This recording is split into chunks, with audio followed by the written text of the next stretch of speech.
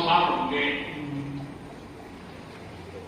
और हम देश को विकसित भारत बनाना चाहते हैं। लेकिन भारत विकसित तभी होगा जब गांव विकसित होगा और इसलिए हर गांव का संकल्प बनना चाहिए कि 2047 के पहले हमें अपना कार्य क्षेत्र गांव होगा, पंचायत होगी, नगर होगा, महानगर होगा, हमें उसे भी